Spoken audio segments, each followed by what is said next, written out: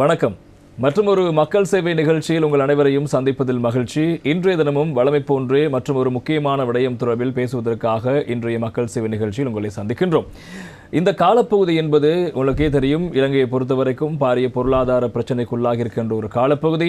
எனவே இலங்கையிலிருந்து அதிகளவானோர் வெளிநாடுகளுக்கு வேலை தேடி செல்கின்ற ஒரு காலப்பகுதியாகும். அதே போல இலங்கைக்கு சுற்றுலா பயணிகளாக அந்நிய செலாவணியை கொண்டு வருகின்றவர்கள் அதிக அளவில் வருகை தர வேண்டும் என்ற எதிர்பார்ப்போடு இலங்கை இருக்கின்ற ஒரு காலப்பகுதி என இந்த இரண்டுமே இந்த காலப்பகுதியில் முக்கியமாக நடைபெற்றுக் கொண்டிருக்கின்ற அல்லது நடைபெற வேண்டும் என்று எதிர்பார்த்துக் கொண்டிருக்கின்ற ஒரு காலப்பகுதி என்பதால் நாங்கள் இந்த வெளிநாட்டு நாட்டுக்கு வருகை தருவதும் இலங்கையர்கள் இங்கிருந்து வெளிநாடுகளுக்கு செல்வம் தொடர்பான இந்த நடைமுறையின் போது கடைபிடிக்க வேண்டிய முக்கியமான பல விடயங்கள் இருக்கிறது. எனவே அந்த விடயத்தை கையாளுகின்ற திணைக்களமாக இலங்கையினுடைய குடிவரவு குடியகழ்வு திணைக்களம் இருக்கிறது. ஏற்கனவே ஒரு நிகழ்ச்சியில் நாங்கள் கடவுச்சீட்டு மற்றும் வீசா தொடர்பான விடயங்கள் குறித்து நாங்கள் பார்த்திருந்தோம். ஆனால் இன்னும் ஆழமாக சென்று மேலும் சில முக்கியமான விடயங்களை பேச வேண்டிய ஒரு கடையும் இருக்கிறது. அது காரணமாகத்தான் இன்றைய நிகழ்ச்சியை நாங்கள் ஏற்பாடு செய்திருக்கோம். குறிப்பாக இந்த எல்லை கட்டுப்பாடு முகாமைத்துவம் தொடர்பான விடயங்களும் இந்த குடிவரவு குடியகழ்வு திணைக்களத்துக்கு சொந்தமாக இருக்கின்ற இன்னும் ஒரு நடவடிக்கையாக இருக்கிறது. எனவே இந்த விடயங்கள் தொடர்பாக நாங்கள் முக்கியமாக மக்களை தெளிவுபடுத்த வேண்டிய ஒரு காரணம் இருப்பதனால் இன்றைய நிகழ்ச்சியில் அந்த விடயங்கள் தொடர்பாக பேசுவதற்கு விசேடமான ஒரு அதிதியை நாங்கள் அழைத்திருக்கின்றோம். அவர்தான் பிரதான குடிவரவு குடியகழ்வு கட்டுப்பாட்டு அதிகாரியாக இருக்கின்ற திரு MT ஜைனுல் ரிலா அவர்கள் நிகழ்ச்சிக்கு வந்திருக்கின்றார். வணக்கம். வணக்கம் பிரசன்னா அவர்களே. ஆரம்பத்தில் உங்களை அடையாளப்படுத்துகின்ற போது கூறிய விடயம் எல்லை கட்டுப்பாட்டு முகாமை தொடர்பான விடயங்கள் குறித்து நாங்கள் பேசுவதற்கு தயாராக இருக்கிறோம் என்று. எனவே நாங்கள் இந்த குடியகழ்வு குடிவரவு திணைக்களத்தினுடைய இந்த எல்லை கட்டுப்பாட்டு முகாமைத்துவம் border control management தொடர்பாக அது என்ன நடைமுறைகளை மேற்கொள்கிறார்கள், அங்கு என்ன நடவடிக்கை இடம்பெறுகிறது? நன்றி பிரசன்னா. எல்லை கட்டுப்பாடு என்று சொல்லும்போது நாட்டினுடைய உள்வருகை வெளிச்செல்கை, கூடவே நாட்டினுள் இருக்கின்றவர்களை என்னென்ன நடவடிக்கைகளில் ஈடுபடுகிறார் என்பதை பரீட்சிக்கும் ஒரு குறிப்பான செயலை நாங்கள் உணர்த்தலாம். இதன் மூலம் பொதுவாக இலங்கையின் நாங்கள் சொல்லுவோம் ஏர்போர்ட்ஸ் அண்ட் சீபோர்ட்ஸ், கப்பல் துறைகளும் அது மாதிரி துறைமுகங்களும் விமான நிலையங்களும், இவற்றில் பயணிகள் வரும்பொழுதும் செல்லும் பொழுதும் அவர்கள் சம்பந்தமான ஆள் அடையாளத்தை உறுதிப்படுத்தி அவர்கள் எந்த விதமான நீதித்துறை சார்ந்த வலுப்படுத்தப்பட்ட அல்லது அமுல்படுத்தும் அதிகாரிகளால் வேண்டப்பட்டவர்கள் அல்ல என்பதை உறுதி செய்த பின்னிலே நாட்டிற்குள் வருவதற்கும் நாட்டிலிருந்து நீங்குவதற்கும் பொதுவாக நாங்கள் அனுமதி அளிப்போம். அந்த விடயங்களை தான் இந்த border control management. border control என்பதன் மூலமாக உதாரணமாக ஸ்ரீலங்கா இலங்கையை பொறுத்த மட்டில் கடல் சுற்றி வர இருப்பதனால் கூடுதலான துறைமுகங்கள் தான் இருக்கின்றன. குறிப்பிட்ட சில விமான நிலையங்கள் மாத்திரமே எங்களுக்கு உள்ளன. அதாவது கட்டுநாயக்கா, மத்தள, அதுபோல் பலாலி, இது மூன்று தான் நமக்கு உள்ள விமான நிலையங்களாக நாங்கள் பொதுவாக கருதுகிறோம். அப்போ கூடுதலாக இலங்கை கடலால் சூழப்பட்டிருப்பதனால் கூடுதலான துறைமுகங்களை கொண்டிருக்கோம். அப்போ அந்த இடங்களில் நாங்கள் குடிவரவு, அதாவது இமிக்ரேஷன் சொல்கிறோம், அரைவல் டிபார்ச்சர், இது ரெண்டையும் சரியான முறையில் நிறைவேற்றும் மூலம் சரியான, அதாவது நாட்டில் உள்ள மக்களுக்கு நாட்டின் பாதுகாப்புக்கு அச்சுறுத்தலாக அமையாத மக்கள் வந்து போகிறார்கள் என்பதை உறுதி செய்வதுதான் இதனுடைய பிரதான முதலாய நோக்கம். சரி, எனவே நாங்கள் இந்த எல்லை கட்டுப்பாட்டு முகாமைத்துவ தொடர்பான விடயத்தை நாங்கள் விளக்கத்தை கேட்டிருந்தோம். முதலாவது கேள்வி எங்களிடம் இருக்கிறது. வெளிநாட்டவர்கள் தற்போது அதிக அளவில் நாட்டுக்கு வருகை தருகின்ற காலப்பகுதி. எனவே அவ்வாறு வருகை தருகின்ற வெளிநாட்டவர்கள் வருகின்ற போது குடிவரவு குடியகழ்வு அதிகாரிகள் கடைபிடிக்கின்ற விடயங்கள் அல்லது அவர்கள் மேற்கொள்ளும் செயற்பாடுகள் என்ன? கண்டிப்பாக முக்கியமான ஒரு கேள்வியை நீங்கள் தொடுத்திருக்கிறீர்கள். வெளிநாட்டவர்கள் இலங்கைக்கு வரும்பொழுது கண்டிப்பாக அவருடைய ஆள் அடையாளத்தை உறுதிப்படுத்திக் கொள்ள வேண்டும். அதாவது குறிப்பிட்ட நபர் தான், கடவுச்சீட்டில் உள்ள ஒரு உரிய நபர் தான் நாட்டுக்குள் வருகிறார் என்பதை முதலாக உறுதி செய்து கொள்ள வேண்டும். அடுத்தது குடிவரவு குடியகழ்வு சட்டத்தின் பிரிவு 10க்கு அமைய அவர் அதாவது நான் சொல்ல கடவுச்சீட்டு செல்லுபடியாதான இருக்க வேண்டும். வெலிட் பாஸ்போர்ட்னு சொல்லுவோம் நாங்கள் ஆங்கிலத்தில். அதோட அவர் குறிப்பிட்ட ஒரு வீசாவையும் பெற்றிருக்க வேண்டும். இலங்கையில் வந்து தரிப்பதற்கோ அல்லது இல்லை ஊடறுத்து செல்வதற்கு, அதாவது டிரான்சிட்னு சொல்லுவோம். இதுக்காக கண்டிப்பாக ஒரு செல்லுபடியாகக்கூடிய வீசாவை அவர் பெற்றிருக்க வேண்டும். இது கண்டிப்பாக நாங்கள் வரும்போது பரீட்சிப்போம் வெளிநாட்டவர்களை பொறுத்த மட்டும். ரெண்டாவது விஷயமாக தன்னுடையதும் தனக்கு கீழுள்ளவர்கள், அதாவது டிபெண்டன்ட் சொல்லுவோம், அவர்களுடைய செலவுகளை அவர் சமாளிக்கக்கூடியவராக இருக்கவா என்பதையும் நாங்கள் கட்டாயம் பரிசித்து பார்க்க வேண்டும். இல்லாட்டி நாட்டுக்குள் வந்து சுரண்டல் பொருளாதாரத்தை அவர் ஊக்குவிப்பாராக மாறக்கூடும். கூடவே நாங்கள் மேலதிகமாக அவருடைய நன்னடத்தை ஒரு பரீட்சையை நடத்துவோம். அதாவது உதாரணமாக சொல்ல போனால் வர்றவருடைய நோக்கம் என்னது போனாஃபைடுன்னு சொல்லுவோம் நான் ஆங்கிலத்தில் போனாஃபைடுன்னு சொல்லும்போது நல்ல எண்ணத்துடன் என்ன நோக்கத்துக்காக அவர் வர்றாரோ அந்த நோக்கத்தை நிறைவேற்றக்கூடியவரான்றதை அதிகாரிகள் கண்டிப்பாக வினாக்களை தொடுப்பதன் மூலம் பரீட்சிப்பதன் மூலம் கண்டுபிடிப்பார்கள். அதுக்காகத்தான் பயிற்றப்பட்ட உள்நாட்டிலும் வெளிநாட்டிலும் பயிற்றப்பட்ட அதிகாரிகள் இறங்குதுறைகளிலும் வருகை நிலையங்களிலும் அவர்கள் கடமையில் ஈடுபடுத்தப்பட்டிருக்கிறார்கள். கூடவே இலங்கையில் உள்ள அப்படி நாங்கள் சொல்லுவதுன்னு சொன்னால் SIS, CID, TID, narcotics, police இப்படியான நிறுவனங்கள் அல்லது கோர்ட்ஸ், அதாவது நீதிமன்றத்தினால் எந்த காரணம் கொண்டு இவர் வேண்டப்படாதவர் என்பதை உறுதி செய்ய வேண்டும் வரும்போதும் போகும்போது, அல்லது அவர் சம்பந்தமாக வேறு விதமான நடவடிக்கைகள் அந்த நிமிடத்தில் செய்ய வேண்டிய பொறுப்பு கூடிய அதிகாரிகளை சாரும். எனவே இன்டர்போல், அதுபோல் யூரோபோல் மற்றும் உண்டான இலங்கையில் உள்ள நீதித்துறை சார்ந்த நீதி அமுல்படுத்தும் நிறுவனங்களினால் இவர் வேண்டப்படாதவர் என்பதை உறுதி செய்த பின்னரே அவர் வருவதும் போவதும் உறுதி செய்யப்பட வேண்டும். இதைதான் வெளிநாட்டவர்கள் நாட்டுக்கு வருகின்ற போது, வெளிநாட்டிலிருந்து ஒரு நாட்டுக்கு வருகின்ற போது இந்த விடயங்களை குடிவரவு குடியகல் திணைக்கள அதிகாரிகள் கண்டிப்பாக கடைபிடிக்கின்ற விடயமாக இருக்கிறது. நீங்கள் ஆரம்பத்தில் கூறின இலங்கை சூழ கடல் தான் இருக்கிறது, அதிக துறைமுகம் இருக்கிறது, 2-3 விமான நிலையங்கள் இருக்கிறது என்று. எனவே இதில் அங்கீகரிக்கப்பட்ட துறைமுகங்கள், அங்கீகரிக்கப்பட்ட விமான நிலையங்கள் என்று கூறுவார்கள். சாதாரணமாக இப்போது அதிகமாக கடத்தல் சம்பவங்கள் பதிவாகிறது. சில கடற்கரைகளில் படகில் வந்தவர்கள் கைது செய்யப்படுவார்கள். எனவே அவ்வாறு கைது செய்வதற்கு முக்கியமான காரணம் அவர்கள் அங்கீகரிக்கப்பட்ட பகுதியூடாக வருகை தரவில்லை என்ற ஒரு குற்றச்சாட்டு இருக்கிறது. இந்த அங்கீகரிக்கப்பட்ட என்ற விடயத்தை சற்று தெளிவுபடுத்த வேண்டும். கண்டிப்பாக குடியுறவு சட்டத்தின் 3வது பிரிவுக்கு அமைய விடயத்துக்கு பொறுப்பான அமைச்சர், நாங்கள் சொல்லுவோம் மினிஸ்டர் கன்சர்ன்ட், அவரால் குறிப்பிட்ட அமைச்சரால் இலங்கைக்குள் உள் வருவதற்கும் இலங்கையிலிருந்து வெளிச்செல்வதற்குமாக பொருத்தமான இடங்கள் என்று வர்த்தமானி அறிவித்தல் மூலம் பிரகடனப்படுத்தப்பட்ட இடங்கள் தான் அப்ரூவ்ட் போர்ட்ஸ் அல்லது டிசிக்னேட்டட் போர்ட்ஸ், அதாவது அனுமதித்த துறைமுகங்கள் என்று நாங்கள் தமிழில் சொல்வோம். இப்படி இடங்கள் இருக்கின்றன. யாரும் எந்த பயணங்களை மேற்கொள்ளும் போதும் கண்டிப்பாக இந்த இடங்களை தான் பாவிக்க வேண்டும், தங்கள் வெளிச்செல்வதாயினும் உள்வருவதாயினும். அதே சட்டத்தில் குடிவருவோர் சட்டத்தின் 9வது பிரிவுக்கு அமைய அரைவல்னு சொல்லுவோம். நாங்கள் நாட்டுக்குள் வருவது கண்டிப்பாக அனுமதித்த துறைமுகத்தோட தான் வரணும். அதாவது விமான நிலையமோ துறைமுகமோ அனுமதித்த துறையோட தான் நாட்டுக்குள் வரலாம்.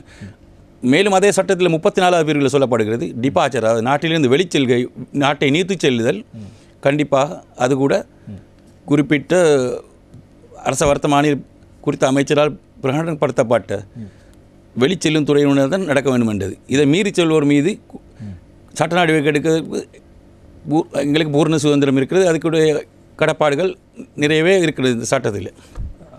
அப்படி என்றால் வர்த்தமானியில் வெளியிடப்பட்ட இடங்கள் ஊடாக மாத்திரம் வருகின்றவர்களுக்கு எந்த பிரச்சனையும் இல்லை, சரியான ஆவணங்களோடு ஆள் அடையாளத்தை உறுதிப்படுத்த வேண்டும், வருவருடைய நோக்கம் ஒழுங்காக இருக்க வேண்டும். ஏற்கனவே நான் கூறிய வெலிட் பாஸ்போர்ட்னு சொல்லுவேன், செல்லுபடியாக கூடிய கடவுச்சீட்டு இருக்க வேண்டும், அதோடைய விசா இருக்க வேண்டும், தண்ட செலவுகளையும் தன் கீழ் உள்ளவர்களுடைய செலவுகளையும் தான் சந்திக்கக்கூடியவராக, அதை மீட் பண்ணக்கூடியவராக இருக்க வேண்டும். நன்னோக்கத்துக்காண்டி வர வேண்டும். இங்கே வந்து ஒரு பாதிரி போல் வந்து நாட்டுக்கு ஒரு கொண்டு வச்சுட்டு போயிடாது. இப்படியான இதுகள் கண்டிப்பாக அந்த அலுவலர்கள் அதுக்காக நிறைய பயிற்றுவிக்கப்பட்டிருக்கிறார்கள். அதை அவர்கள் கண்டுபிடித்து அவர்களை டிடெக்ட் பண்ணி நிப்பாட்டுவார்கள். அதாவது கடற்கரை இருக்கிறது, கடல் இருக்கிறது என்பதற்காக எல்லா பகுதியிலும் படகை எடுத்துக்கொண்டு செல்ல ஒரு நாளும் முடியாது. அங்கீகரிக்கப்பட்ட இடத்திலோட தான் வர முடியும், செல்லவ முடியும். கண்டிப்பாக அதனை அதிகாரிகள் உன்னிப்பாக கவனிப்பார்கள் வருகின்ற போது. அதே போல இலங்கைக்கு நீங்கள் கூறுகின்ற வகையில் இப்போது வருகின்ற போகின்ற பயணிகள் தொடர்பான பல்வேறு கட்டுப்பாடுகள் கடப்பாடுகள் இருக்கிறது அதிகாரிகளுக்கு.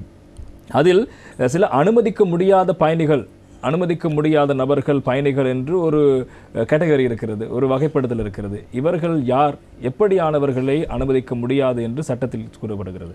ஒரு சிறப்பான கேள்வியை தொடுத்திருக்க. அடுத்ததாக நாட்டுக்குள் வர அனுமதிக்க முடியாது சட்டத்திலே, அதாவது குடிவருவோர் குடியாள்வோர் சட்டத்தின் கீழ் குறிப்பிட்டப்பட்ட நபர்கள், முதலாவது நான் ஏற்கனவே குறிப்பிட்ட போல் தானும் தன் கீழ் உள்ளவர்கள், dependence, himself and is dependence, அவர்களது செலவுகளை கவனிக்க முடியாத இயலாத நிலைமையில் உள்ள, உதாரணமாக வாங்குரோத்துக்காரன்னு சொல்லலாம். வாங்குரோத்து நிலைமையில் ஒரு ஆளை நாங்கள் நாட்டுக்கு அனுமதிக்க முடியாது. அதை நாங்கள் கண்டிப்பாக அவரிடம் இருக்கக்கூடிய கரன்சி நோட்டை வச்சோ இல்லாட்டி ட்ராவல்ஸ் செக்கை வச்சோ அல்லது கிரெடிட் கார்டோ ஏதாவது ஒரு வகையில் மதிக்கலாம்.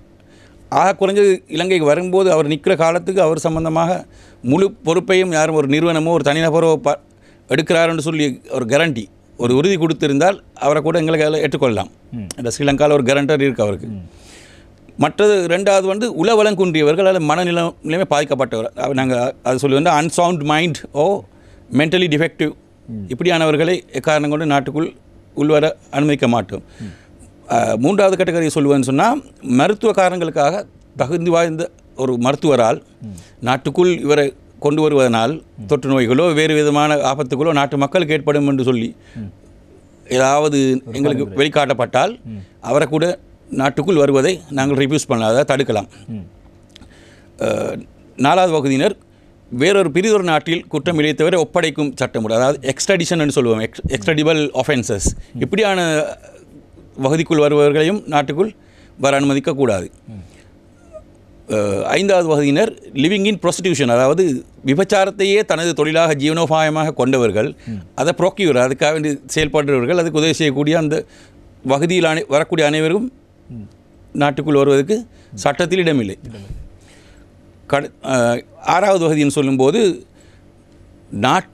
நாட்டின் சமாதானத்துக்கும் நாட்டு மக்களின் பாதுகாப்புக்கும் அச்சுறுத்தலாக அமையும் என்று அமைச்சரால் பரிந்துரைக்கப்பட்ட ஒருவர், அதாவது கப்பல் துறை விமான சேவைகள் அமைச்சரினால் குடிவரவு திணைக்களத்துக்கு சம்பந்தமான விடயதானத்துக்கு பொறுப்பான அமைச்சரினால் அல்லது ஜனாதிபதியினால் இதை டிக்ளேர் பண்ணலாம், அதாவது உறுதிப்படுத்தி சொல்லலாம்.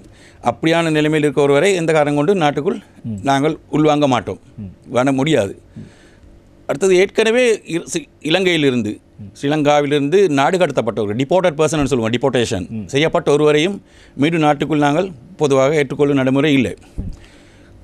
இன்னொரு விடயம் அடுத்தது கப்பல் போக்குவரத்தை பொறுத்த மட்டில் ஸ்டோவாவேஸ் என்று சொல்லுவோம், ஸ்டோவாவே அதாவது கப்பலில் கள்ளத்தனமாக ஒளிந்து சொல்லக்கூடியவர்கள். இப்படியானவர்கள் தேவையான இடங்களுக்கு போகும்போது தங்களுக்கு குறிப்பிட்ட விசாவும் இல்லை, கையில் செலவுக்குரிய பணங்களும் இல்லை, எந்த ஆவணங்களும் இல்லை, அவர்கள் இறக்கிக் கொள்வார்கள். அப்படியானவர்களை சந்தித்தால் ஏதாவது பேஸ் பண்ண வந்தால் கண்டிப்பாக அவர்களையும் நாட்டுக்குள் அனுமதிக்க முடியாது. கப்பல் கேப்டனுக்கே ஒரு ஃபார்ம் எக்ஸ்ன்னு சொல்லுவோம் நாங்கள், எக்ஸ் படிவம், அந்த ஃபார்மை ஃபில் பண்ணி வெளியில் அவருடைய ஃபுல் பொறுப்பையும் அவருடைய ரெஸ்பான்சிபிலிட்டியை கப்பல் இது கொடுத்துருவோம். கடைசியாக ப்ரொஹிபிட்டட் இமிகிரன்ட் என்று சொல்லக்கூடிய ஆட்கள், இந்த 12வது சரத்தில் சொல்லப்பட்டிருக்கு, இவர்கள் உள்வருவதற்கு எந்த காரணம் கொண்டும் நாங்கள் அனுமதி வழங்க மாட்டோம். பிரிவு 12 இது சம்பந்தமாக தெளிவுபடுத்தப்பட்டிருக்கிறது. குறிப்பிட்ட மேல் கூறப்பட்ட எல்லா இதுகளும் பொதுவாக நாட்டுக்குள் வருவதை கண்டிப்பாக குடியரசு அதிகாரிகள் தடுக்க வேண்டும்.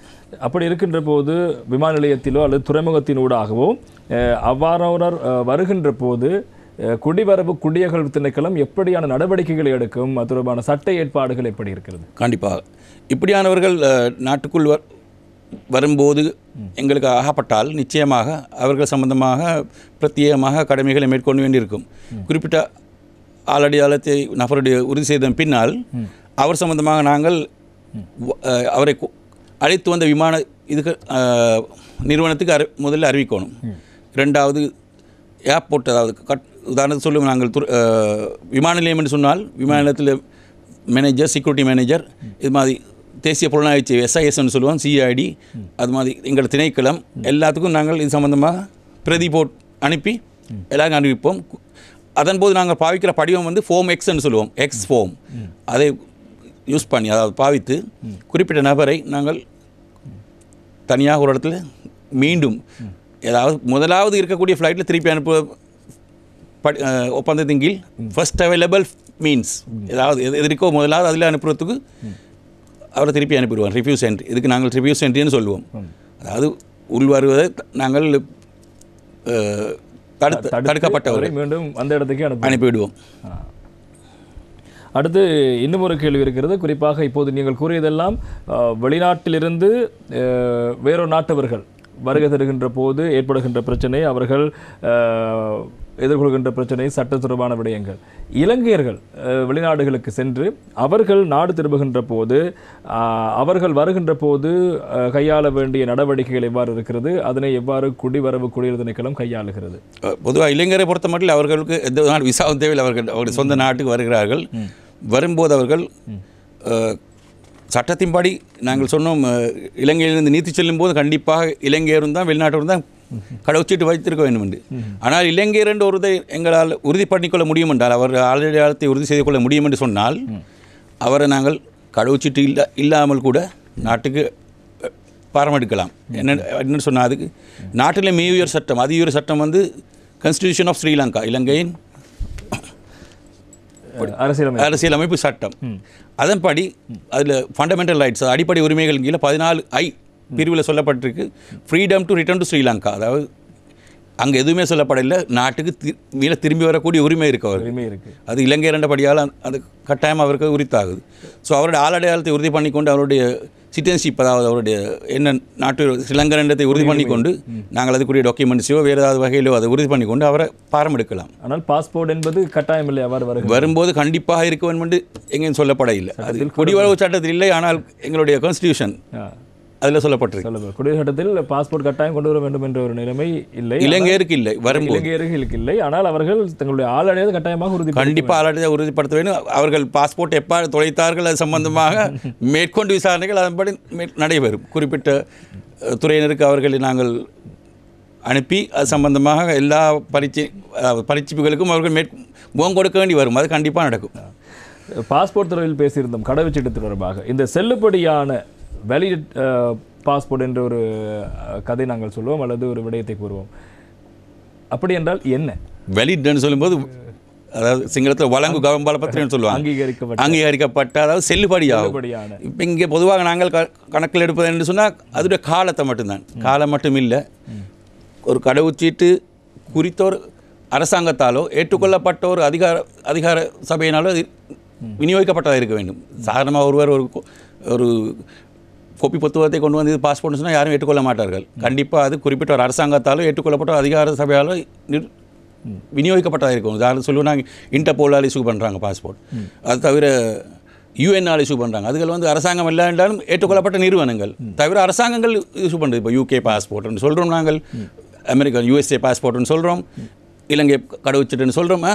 இப்படியான நிலைமையில் அது ஒன்று வந்து வழங்கு கமப்படத்தாவது சொல்கிறோம். நாங்கள் செல்லுபடியாகும் கடவுச்சீட்டு என்ற சொல்லுக்கு ஸ்ரீலங்காவுக்கு, அதாவது இலங்கைக்கு, உதாரணம் இலங்கை எடுத்துக்கொள்வோம். இலங்கைக்கு வரும்பொழுது கண்டிப்பாக வரும் தேதியிலிருந்து ஆக குறைஞ்சது 6 மாதங்களாவது அதோடைய செல்லுபடியாகும் காலம் இருக்கும்.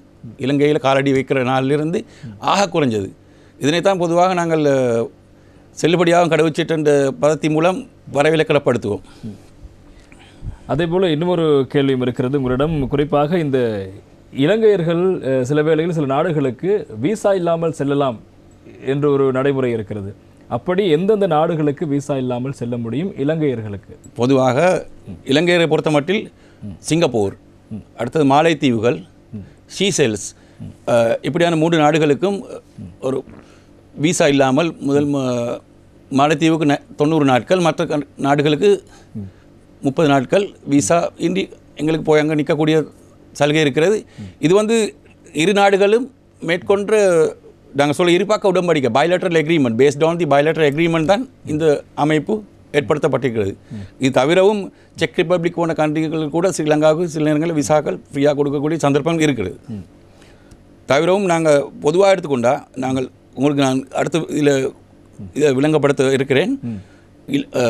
இலத்திரனியல் பயண அங்கீகாரம் இலங்கைக்கு என்னுடைய அடுத்த கேள்வி அதுதான். குறிப்பாக ETA என்று சொல்லப்படுகின்ற இந்த இலத்திரனியல் பயண அங்கீகாரம் தொடர்பாக, பயண முன் அனுமதி பெறுகின்ற விடயங்கள் தொடர்பாக சற்று விளங்கப்படுத்த வேண்டும். கண்டிப்பாக 2012ஆம் ஆண்டுக்கு முன்பாக இலங்கைக்கு கிட்டத்தட்ட 72 நாடுகள் விசா இல்லாமல் வர முடியுமான ஒரு நிலைமை இருந்தது.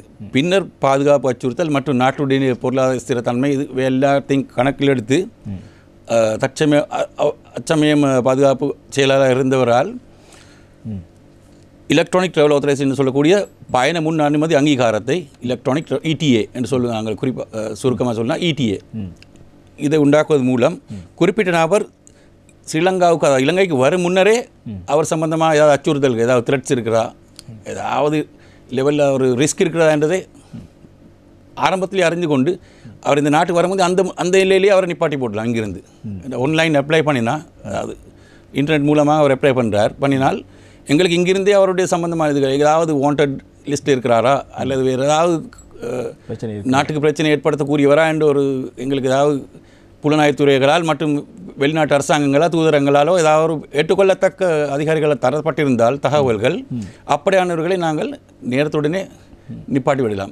இதன் மூலம் அவருடைய சிரமமும் குறையுது, எங்களோட சிரமமும் குறையுது. என்னென்னு சொன்னால் அவர் இங்கே ஸ்ரீலங்காவுக்கு வந்த பிறகு நான் சொன்ன மாதிரி எக்ஸ்போம் எல்லாம் சர்வ் பண்ணி அவர் ரூமில் நிப்பாட்டி திரும்ப அந்த ஃப்ளைட்டுக்கு அவர் டிக்கெட் ஃபேரும் வீணாக போகுது. இதெல்லாம் இல்லாமல் அவர் இந்த பயண முன்னதிகார முறையினால் இதாகுது. இப்போ இந்த சிஸ்டம் வந்ததுக்கு பிறகு இது தன்னால் அப்ளை பண்ணுவோம். பை த அப்ளிகன் தன்னால் அப்ளை பண்ணலாம். பை தேர்ட் பார்ட்டிஸ் மூன்றாம் தர ஆட்களை வச்சும் செய்யலாம். யாராவது ஒரு டிக்கெட் ஏஜென்ட்டோ ஒரு விமான நிலைய தரகரவோ யாராவது ஆள் வச்சோ செய்யலாம். அடுத்தது ஸ்ரீலங்காவுடைய அதாவது தூதுவராலயங்கள் உலக நாடுகளில் இருக்குது. கிட்டத்தட்ட 60-70 கிட்ட நிறைய இருக்காதில்லை. அங்கேயும் போய் செய்து கொள்ளலாம். விசா அப்ளை பண்ணால் அதுக்கு ஒரு சின்ன சார்ஜ் பண்ணுறோம் நாங்கள் US$. தவிரவும் ஏர்போர்ட்லையும் கடைசியாகவே ஒன்று முடியாமல் வராக்கள் ஏர்போர்ட்டில் அதை நாங்கள் டிமோட்டிவேட் பண்ணுறதுக்காக வேண்டி ஒரு $5 அதுக்கு கூட்டி வச்சுருக்கோம் மற்றதை விடவும். அடுத்தது எங்களுடைய ஹெட் ஆஃபீஸ் பத்திரமுல்லையில் உள்ள பிரதான காரியாலயத்தில் இது சம்பந்தமாக கண்டிப்பாக செய்ய முடியாத ஆட்களுக்கு செய்து கொடுக்கக்கூடிய ஒரு அமைப்பும் இங்கே காணப்படுகின்றது. இதில் எனக்கு ஒரு இன்னொரு கேள்வியும் இருக்கிறது. நீங்கள் கூறியது போன்று இந்த ETA முறை மூலமாக பயண முன் அனுமதி பெறுகின்ற நடவடிக்கையின் போது உங்கள் அனுபவத்தில் ஏதாவது அப்படி பிரச்சனைக்குரிய நபர்கள் தடுக்கப்பட்டிருக்கிறார்களா? நிறையவே தடுக்கப்பட்டிருக்கிறார்கள். உதாரணமாக சொல்லுங்கள், நாங்கள் இந்த நாட்டை நாங்கள் குறை கூறக்கூடாது.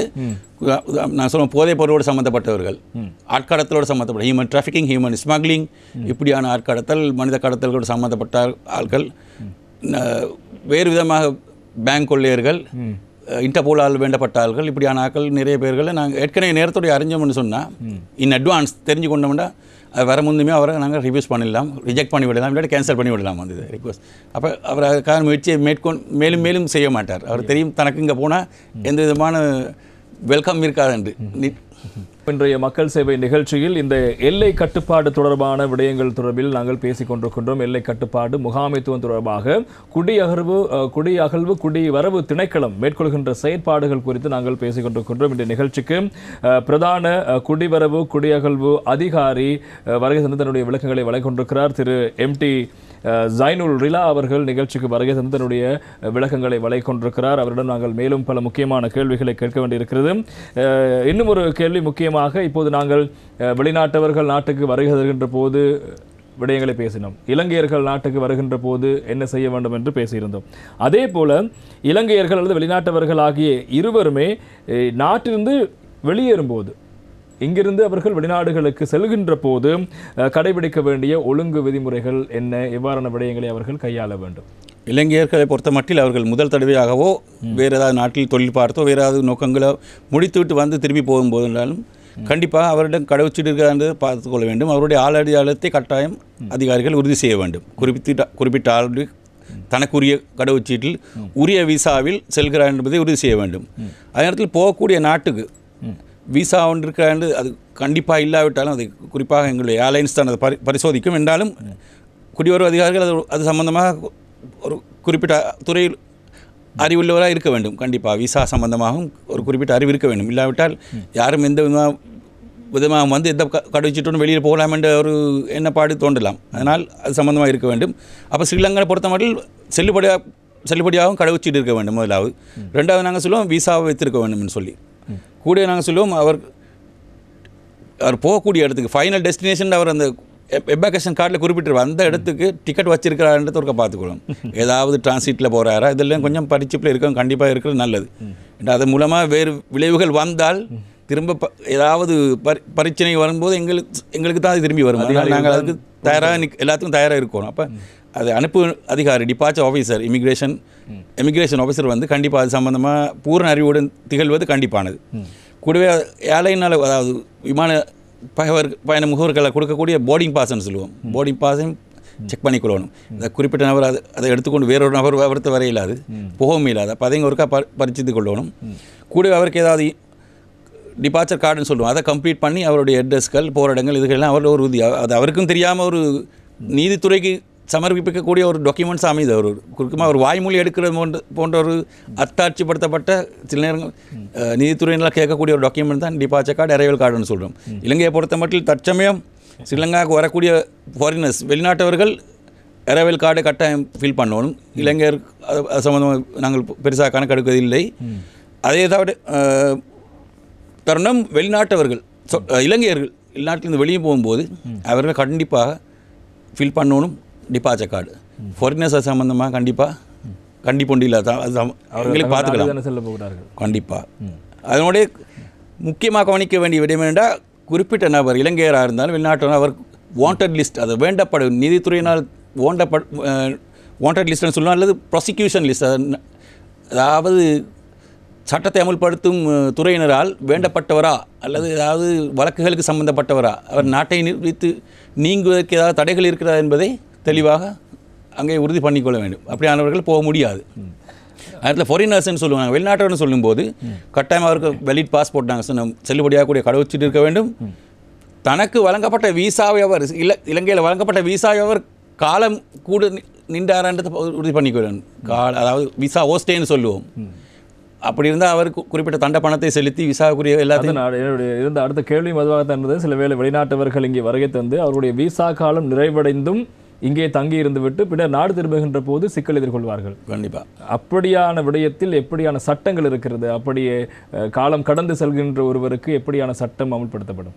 கண்டிப்பாக நல்ல ஒரு வினாவை அடுத்ததாக தொடுத்து நீங்கள் இப்படியானவர்கள் கண்டிப்பாக தங்களுக்குரிய தண்ட பணம் அல்லது விசாவுக்குரிய காசு எல்லாத்தையும் கட்டிட்டு தான் இலங்கை விட்டு நீத்து போகும். தொகை அப்படி எதுவும் இருக்கிறதா சொல்லக்கூடிய இருக்கிறது. உதாரணம் இப்போ தற்சமயமுள்ள நீதியின்படி இலங்கை விமான நிலையத்திலிருந்து 2 நாட்களுக்குள் அவருக்கு ஒரு அவகாசம் இருக்குது. அதுக்குள்ளே விசா காலம் நிறைவடைந்து 2 நாட்களுக்கு அவகாசம் என்று சொல்லும்போது அதுக்குள்ளே அவர் விசா செய்து கொள்ளணும். இல்லாமல் அது மாதிரி பிரதான காரியாலயத்துக்கு வந்து 7 நாட்களுக்குள் செய்து கொள்ளலாம். அல்லது அதை மீறினால் ஒரு நாளையோ அது ஒரு மாதமோ ஒரு வருஷம் என்றாலும் $500 கண்டிப்பாக தண்ட பணமாக கட்ட வேண்டி வரும்.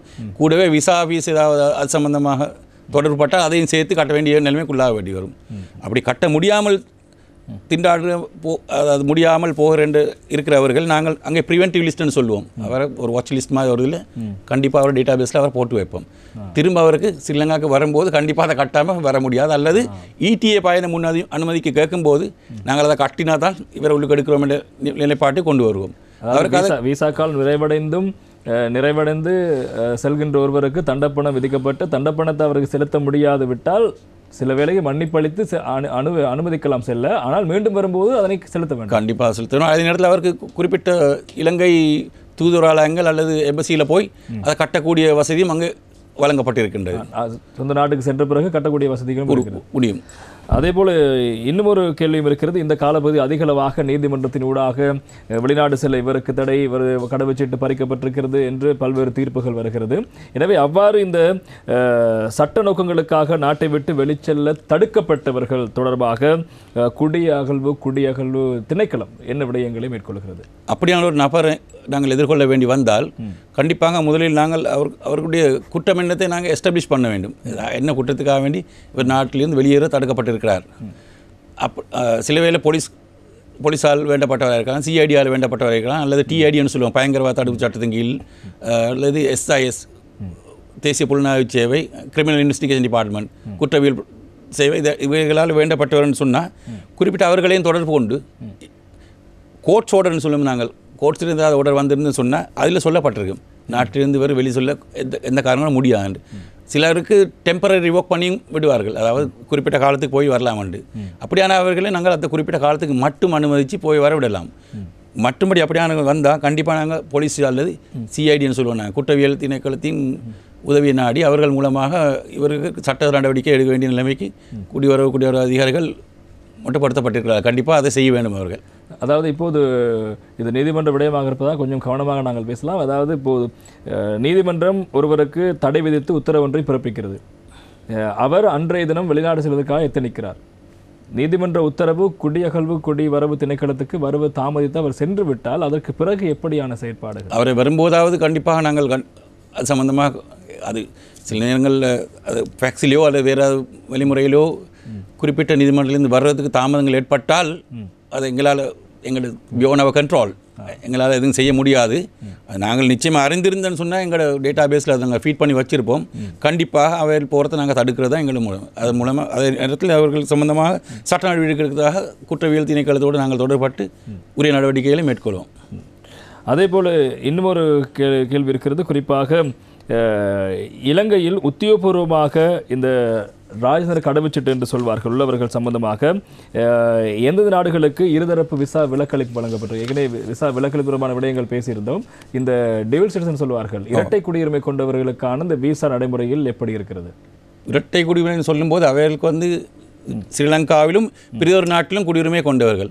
அவர்களுக்கு ஸ்ரீலங்காவுக்கு வரும்போது எந்த விதமான விசாவும் அவசியமில்லை என்ற அவர்கள் ஏற்கனவே இருநாட்டு பிரசா உரிமையை பெற்றவர்கள். அது தவிரவும் நாங்கள் சொல்லுவோம் ராஜதந்திர ரீதியில் அதுக்கு சின்ன ஒரு விஷயத்தை உங்களுக்கு முன்வைக்கிறேன். இலங்கையரின் பிள்ளையர்கள் வெளிநாட்டில் பிறக்கும்போது அவர்கள் பதிவார்கள், எங்கள் எம்பசியில் போய் பதிவார்கள். தூதுவராலயத்தில் பதிந்தால் அவர்களுக்கு நாங்கள் அதாவது பிரசா உரிமை சட்டத்தில் 5(2) பிரிவின் கீழ் 5(2) சிட்டிசன்ஷிப் ஆக்ட் 5(2) கீழ் ஒரு சர்டிஃபிகேட் வழங்குவோம். அப்படியானவர்கள் வந்து 21 வயசு மட்டும், தன்னுடைய 21 வயதை அடைய மட்டும் விசா இல்லாமல் இருநாட்டு கடவுச்சீட்டுகளை வைத்தவராக இங்கே இருக்கலாம். அதற்குரிய அனுமதியை குடிவரவு திணைக்களத்துக்கு வந்து பெற்றுக்கொண்டு இருக்கலாம். தவிரவும் இன்னொரு வகதி இருக்க born in Sri Lanka change nationality in latest stage. அதாவது நான் சொல்லுவோம், இலங்கையில் பிறந்தவர்கள் பிற்காலத்திலே தங்களுடைய இதை மாற்றி கொண்டவர்கள். இவர்களுக்கும் விசாலிருந்து சில விலக்களிப்புகள் வழங்கப்பட்டிருக்கிறது. கூடவே கடைசியான வகை தான் இப்போ நீங்கள் கேட்டது ஆஃபிஷியல் டிப்ளமேட்டிக் பாஸ்போர்ட் ஹோல்டர்ஸ், அதாவது உத்தியோகபூர்வ அல்லது ராஜதந்திர கடவுச்சீட்டை வைத்திருப்பவர்கள். இவர்கள் சம்பந்தமாக தற்சமயம் இலங்கை 26 ஒப்பந்தங்களை கைச்சாத்திட்டிருக்கிறது. நாங்கள் சுருக்கமாக சொன்னால் Vietnam, Cuba, Indonesia, Myanmar, Pakistan, Brazil, Chile, Seychelles, China, Thailand, Kenya, Belarus, Iran, Maldives, Singapore, India, Russian Federation, அது மாதிரி Philippines, Kazakhstan, Georgia, Romania, Hong Kong, Bangladesh, Qatar, Ukraine, Oman, Bahrain போன்ற நாடுகளுடன் தற்சமயம் கிட்டத்தட்ட 26 நாடுகளுடன் சில நாடுகளுக்கு 90 நாட்களுக்கான விலக்களிப்பு செய்யப்பட்டிருக்கு. அது இலங்கையர்களுக்கும் இது ரெசிப்ரோக்கல், அதாவது அந்யோன்யமாக பரஸ்பர அடிப்படையில் மேற்கொள்ளப்பட்ட ஒப்பந்தங்கள். இருபக்க ஒப்பந்தங்கள். சில நாடுகளில் 60 days, சில நாடுகளில் 90 days, சில நாடுகள் 30 days இப்படியாக வழங்கப்பட்டிருக்கிறது. அதேபோல் இந்த விசா நடைமுறையில் இலங்கையில் விலக்களிக்கப்பட்டவர்கள் யார்? விலக்களிக்கப்பட்ட ஒரு தரப்பு என்று ஒரு இருக்கிறது. ஆமாம், அதை நாங்கள் 2 விதமாக விளங்கப்படுத்தலாம். ஒன்றாவது இடிஏன்னு சொன்னாங்க, பயண முன் அதிகாரம்னு சொல்லும்போது 12 வயதுக்கு குறைந்த பிள்ளை எல்லாருக்கும் நாங்கள் இடிஏ சார்ஜ் அறவிடுவதில்லை. 12 வயதுக்கு குறைந்த வெளிநாட்டவருக்கு பிறந்த பிள்ளைன்னு சொல்லுவோமே, அவைகளுக்கு அறவிடுவதில்லை. அது தவிரவும் சிங்கப்பூர், மால்டீவ்ஸ், சீசெல்ஸ் நாங்கள் சொன்னோம், இந்த 3 நாட்டுக்கு நாங்கள் எடுக்கிறதில்லை. தவிரவும் கப்பல் விமானத்தில் வேலை பார்க்கக்கூடிய சிப்பாந்திகள், க்ரூ மெம்பர்ஸ்ன்னு சொல்லுவோம், இவைகளுக்கும் நாங்கள் காரணம் கொண்டும் இடிஏ சார்ஜஸ் ஃப்ரீ அவங்களுக்கு. விசான்னு சொல்லும்போது நீங்கள் ஏற்கனவே குறிப்பிட்ட போன திரு பிரசன் அவர்களே இரட்டை பிரசா குடியுரிமை உள்ளவர்கள், இரட்டை பிரசா உரிமை உள்ளவர்களுக்கு டுவல் சிட்டிசன்ஷிப் ஹோல்டர்ஸ், இவைகளுக்கு வந்து விசா ஃப்ரீ, அதாவது இனாமாக கொடுக்கப்படும், எந்த சார்ஜும் கட்டணங்களும் இல்லை அவர்கள். அது மாதிரி நான் சொன்ன மாதிரி பிரசா உரிமை சட்டத்தின் 5(2) கீழ் பதிவு செய்யப்பட்ட பிள்ளையர்கள், இளைஞருக்கு பிறந்த வெளிநாட்டில் பிறந்த பிள்ளையர்கள். மற்றது வந்து இலங்கையில் பிறந்து பிற்காலத்தில் தங்களுடைய அதாவது நேஷனாலிட்டியை மாற்றி கொண்டவர்கள், இவைகளும் விசாரிந்து விலக்களிக்கப்பட்டிருக்கிறார்கள். கூடவே இந்த ஆஃபீஷியல் டிப்ளமேட்டிக் பாஸ்போர்ட்னு நாங்கள் சொன்னோம், உத்தியோகபூர்வ ராஜதந்திர கடவுச்சீட்டை உடையவர்களுக்கு குறிப்பிட்ட கால பகுதிக்கு குறிப்பிட்ட நாடுகளுக்கு போய் வரலாம். அவர்களுக்கு விசா விலக்களிப்பு செய்யப்பட்டிருக்கிறது. அதேபோல் இந்த விசா தொடர்பாக நாங்கள் இப்போது அதிக அளவில் பேசிக் கொண்டிருக்கின்றோம். அண்மை காலமாக இடம்பெற்ற பல சம்பவங்கள் தொடர்பான விடைகளும் இருக்கிறது. அதுக்கு முன்பதாக நாங்கள் இன்னும் ஒரு கேள்விக்கு போகலாம். குறிப்பாக ஒரு குறிப்பிட்ட நோக்கத்திற்காக நாங்கள் கூறலாம், கற்பல் செயற்பாடுகளுக்காக செல்கின்றதுக்காக ஒரு விசா பெறுகிறார்கள். அவ்வாறு வந்தவர்கள் அதனை வைத்து வேறு விதமான தொழில்களிலோ வேறு விதமான விடயங்களுக்கோ அந்த விசாவை பயன்படுத்தி செயற்பாடுகளை மேற்கொண்டால் எப்படியான நடவடிக்கைகள் ஏற்படக்கூடும்? இலங்கையில் எப்படியான சட்டங்களோட செயற்பாடுகள் மேற்கொள்ளப்படும்? நிச்சயமாக ஒரு நல்ல ஒரு கேள்வி. என்னென்னு சொன்னால், விசா விநியோகிக்கப்படுவது குறிப்பிட்ட நபருக்கு அல்ல, அது குறிப்பிட்ட ஆர்கனைசேஷன், அந்த நிறுவனத்துக்கு தான் நாங்கள் விசா கொடுக்குறோம். உதாரணமாக சொல்லுவோம், ஏபிசி கம்பெனி கேட்டு சொன்னால் ஏபிசி கம்பெனியில் ஒர்க் பண்ணுறதுக்கு இவருக்கு மார்க்கெட்டிங் மேனேஜர் அலுவலக முகாமையாளர், அதாவது சந்தைப்படுத்தல் முகாமையாளராக கொடுக்குறோம்னு சொன்னால் அவர் அந்த ஏபிசி நிறுவனத்தில் சந்தைப்படுத்தல் முகாமையாளர் மட்டும்தான் செயல்படலாம். அவர் அதே நேரத்தில் டிரெக்டராக, அதாவது ஒரு நிறுவன படிப்பாளராக இருக்க முடியாது.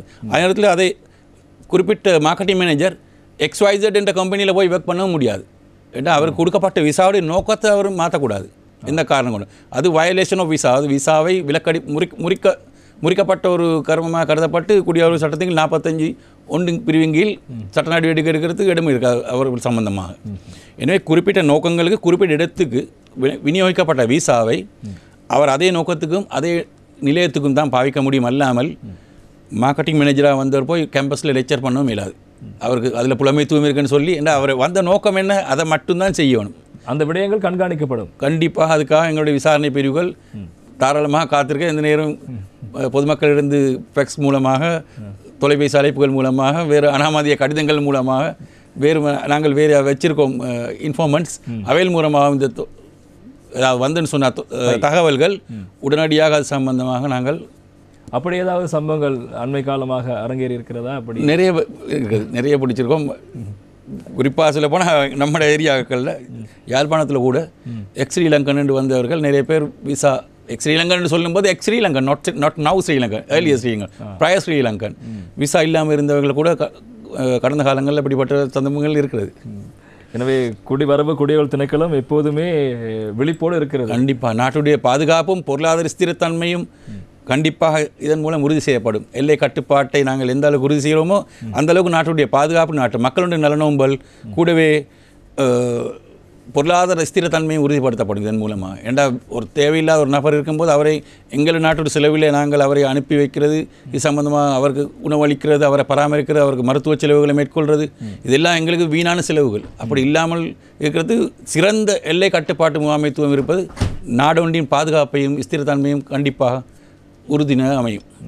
இன்றைய மக்கள் சேவை நிகழ்ச்சியில் குடிவரவு குடியகல்வு திணைக்களத்தினுடைய செயற்பாடுகள் தொடர்பாக பேசிக் கொண்டிருக்கின்றோம். அதிலும் குறிப்பாக இந்த எல்லை கட்டுப்பாடு முகாமைத்துவம் தொடர்பான விடயங்கள் குறித்து நாங்கள் அதிகம் பேசிக் கொண்டிருக்கின்றோம். இந்த காலப்பகுதியில் அதிகளவான சுற்றுலா பயணிகள் நாட்டுக்கு வருவதும் இலங்கையர்கள் வேலை தேடி வெளிநாடுக்கு செல்வதும் என இந்த இடமாற்று நடவடிக்கை இடம்பெற்றிருப்பதால் இந்த காலப்பகுதியில் கண்காணிக்க வேண்டிய ஒரு முக்கியமான துறையாக இருப்பது இந்த எல்லைகள் கட்டுப்பாடு தொடர்பான பிரிவு. எனவே குடிவரவு குடியகல்வு திணைக்களம் இந்த விடயத்தில் எப்படியான செயற்பாடுகளை முன்னெடுக்கிறது, எப்படியான சட்ட நடவடிக்கைகள் அமுல்படுத்தப்படுகின்றன தொடர்பான விடயத்தை மக்களுக்கு தெளிவுபடுத்தும் வகையில் நிகழ்ச்சி நாங்கள் இன்றைய மக்கள் சேவை நிகழ்ச்சி நகர்ந்து கொண்டிருக்கிறது. இந்த விடயங்கள் தொடர்பாக குடிவரவு குடியகல்வு திணைக்களத்தினுடைய பிரதான அதிகாரி திரு MT ஜைனுல் ரிலா அவர்கள் நிகழ்ச்சிக்கு வருகை தந்து இது தொடர்பான விளக்கங்களை வழங்கிக் கொண்டிருக்கிறார். அவரிடம் இன்னும் ஒரு கேள்வியும் இருக்கிறது. பிரதானமாக நாங்கள் இந்த கேள்வி இப்போது இந்த காலப்பகுதியில் கேட்கப்பட வேண்டிய முக்கியமான கேள்வியாக இருக்கிறது. நீங்கள் விசா தொடர்பாக பேசிக் கொண்டிருந்தோம். இது உங்களுடைய நீங்கள் இருக்கின்ற இந்த துறைக்கு அப்பாற்பட்ட ஒரு விடயமாக இருந்தாலும் நீங்கள் செய்கின்ற இந்த செயற்பாடுகளூடாக இதனூடாக ஒரு அனுபவம் கிடைத்திருக்கலாம், அல்லது நீங்கள் இந்த விடயத்திற்கு மக்களுக்கு ஒரு ஆலோசனை வழங்கக்கூடிய வகையிலான ஒரு கேள்வியாக என கேட்கிறோம். எனவே உங்களுடைய பதவி நிலைக்கும் இதுக்கும் சில வேலைகள் தொடர்பில்லாமல் இருக்கலாம். உங்களுக்கு பதில் சொல்வதில் எப்படி என்று எங்களுக்கு தெரியவில்லை. ஆனால் அந்த கேள்வி இது விசா தொடர்பில் பேசியிருந்தோம்.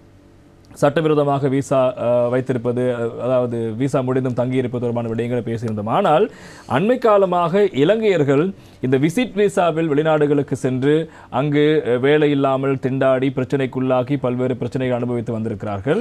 தெரிந்தோ தெரியாமலேயோ அவர்கள் விசிட் விசாவில் சென்று அங்கு வேலை தேடி வேலை அமர்த்தப்பட்டு பிரச்சனை வந்தவுடன் நாட்டுக்கு திரும்புகின்ற போதும் பல பிரச்சனைகளை எதிர்கொண்டிருக்கிறார்கள். எனவே இந்த விடயத்தில் மக்கள் எவ்வாறு தெளிவு பெற வேண்டும்? விசிட் விசா என்பது என்ன, அதே போல நிரந்தர வதிவிட விசா என்பது என்ன, தொழில் விசா என்பது என்ன, இதனை எவ்வாறு பெற்றுக்கொள்ள முடியும், எப்படி நாங்கள் அதனை பரிசோதிக்க முடியும், இது தொடர்பாக மக்களுக்கு நீங்கள் ஒரு அனுபவ வாய்ந்த அதிகாரி என்ற வகையில் நீங்கள் விளக்கப்படுத்த வேண்டும்.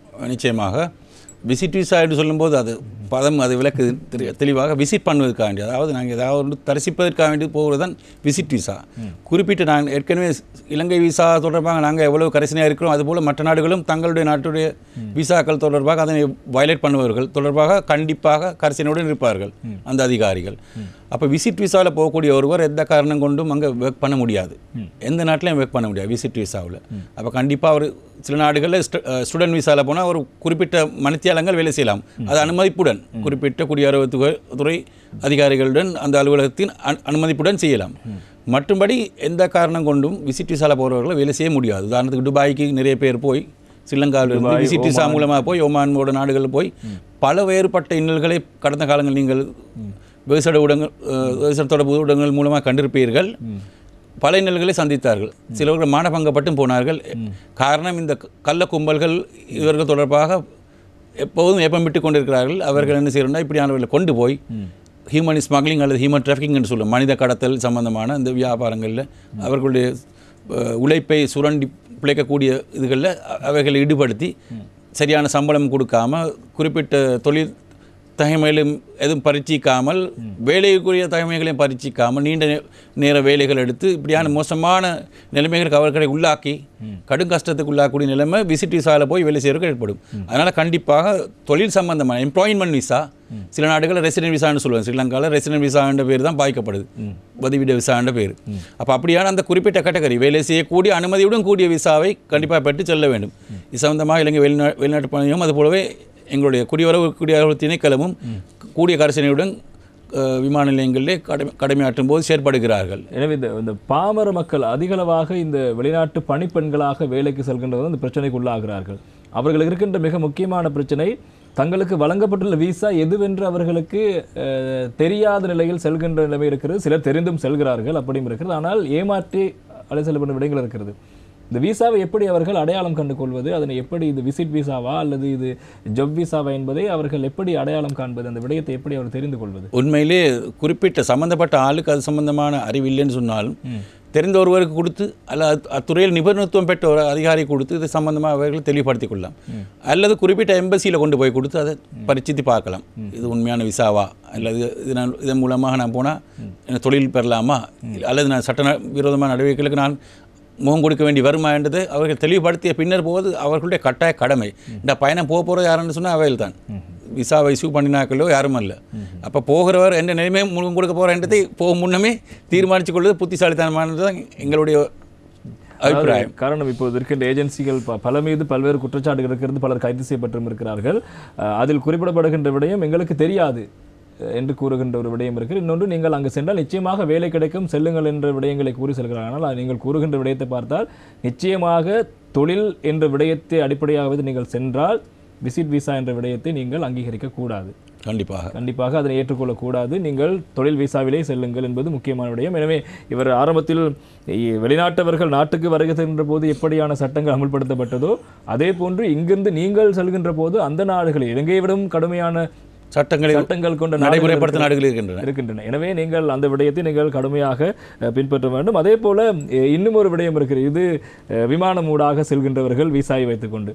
அடுத்து இன்னொன்று, சட்டவிரோதமாக கப்பலில் செல்கின்றவர்கள், சட்டவிரோதமாக படகில் செல்கின்றவர்கள், இப்படி சென்று இன்னர்களுக்கு உட்பட்டு தட்டுத்தடுமாறி பிரச்சனைக்குள்ளாகி பலர் இருக்கிறார்கள். எனவே இந்த இப்படியாக மாட்டிக்கொள்கின்றவர்களுக்கு நீங்கள் கூறுகின்ற அறிவுரை என்னவாக இருக்கும்? காரணம் கொண்டு அப்படி நடவடிக்கை ஈடுபடுவது புத்திசாலித்தனம் என்னென்னு சொன்னால், அவர்கள் நிறைய தங்கள் அடகு வைத்து வீட்டில் உள்ள பொருட்களை காணிகளை விற்று அல்லது வேறு நிரந்தர சொத்துக்களை இல்லாமல் செய்துதான் அதுக்குரிய கூலிகளை இதுகளை கட்டி கொண்டு போகிறாங்க, கட்டணங்களை. அப்படி போகும்போது அவருக்கு நல்லா தெரியும் இலங்கையோட சட்டத்தை மீறி போகிறோம். முதலாவது சொன்ன மாதிரி அனுமதித்த துறைமுகத்தால் போகிறது இல்லை. கண்டிப்பாக ஏதாவது ஒரு இந்த கேள்விக்கான காரணமும் அண்மையில் மியான்மர் இங்கிருந்து சென்ற கிட்டத்தட்ட 300க்கும் மேற்பட்டோர் மியான்மரில் சிக்கிக் கொண்டிருந்து அதில் இருவர் தங்களை நாட்டுக்கு அனுப்புமாறு கோரி அதில் ஒருவர் தற்கொலைக்கு முயன்றதாகவும் ஒருவர் இறந்து விட்டதாகவும் அவருடைய இறுதிக்கிரியை கூட அண்மையில் இடம்பெற்றிருந்தது. எனவே இந்த சந்தர்ப்பத்தில் மக்களுக்கு நீங்கள் கூறுகின்ற விடயம் மிக முக்கியமான விழிப்புணர்வாக இருக்கும். அதனால் தான் கண்டிப்பாக நான் கூறுகிறோம், எக்காரணம் கொண்டும் சட்டவிரோதமான முறைகளில் அனுமதித்த முறைகள் அல்லாமல் வெளிநாட்டுக்கு போவது எந்த விதத்திலும் உகந்ததில்லை. என்றால் கடுமையான விளைவுகளை நாங்கள் சந்திக்க வேண்டி ஏற்படும். எங்களுடைய உதாரணத்து பொருள் நட்டம் மாத்திரமல்ல, உயிர் கூட போகக்கூடிய சந்தர்ப்பங்கள் நிறைய இருக்கிறது. இந்த ஏமாற்றி பேர் வரை உலகளாவிய எல்லா இடத்துலையும் இருக்காங்க. நாங்கள் சொல்லுவோம் ஆர்கனைஸ் கிரைம் குரூப்ஸ் உண்டு, டிரான்ஸ்நேஷனல் ஆர்கனைஸ் குரூப்ஸ், அவையில் எந்த நாட்டிலையும் இருக்கிறாங்க. அப்போ இங்கேயும் சிலங்காலம் ஒரு முகவர் இருப்பார், அதுக்கு அவையில் நல்ல வடிவாக அதை ஒழுங்கு செய்து இங்கிருந்து அனுப்பி போகும்போது ஹியூமன் டிராஃபிக்கிங் நாங்கள் சொன்ன ஆரம்பத்தில் மனித கடத்தல் சம்மந்தமாக ஹியூமன் டிராஃபிக்கிங்கில் முதலாவது ஃபால்ஸ் ப்ராமிஸ் தான் சொல்கிறது. எப்படி உங்களை கொண்டு போய் இங்கே சவுதி அரேபியா கிங்ட பேலஸில் வேலைக்கு போட போகிற மாதிரி கொண்டு போய் விடுறது மிச்சம் மோசமான ஒரு இடங்களில் இப்படியான ஃபால்ஸ் ப்ராமிஸ். அடுத்தது டிசீவிங், ஆக்களை ஏமாற்றுது, இதெல்லாம் அதில் சம்மந்தப்பட்ட சரத்துகள். ஹியூமன் டிராஃபிக்கிங் உண்டாகிறதுக்கு false promise, deceiving, forgery, fraud, இப்படியான எல்லா நடவடிக்கைகளும் அங்கே மேற்கொள்ளப்படுது.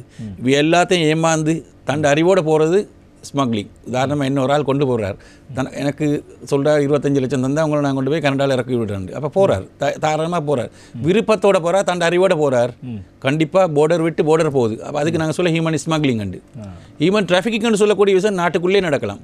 நான் கடந்த காலங்களில் பேப்பரில் படிச்சிருப்பீங்க, பத்திரிகைகளில் நாட்டுக்குள்ளே சிறுமிகளை கொண்டு வந்து மலைநாட்டு பகுதி அப்பாவி சிறுமிகளை கொண்டு வந்து அது சுரண்டல்.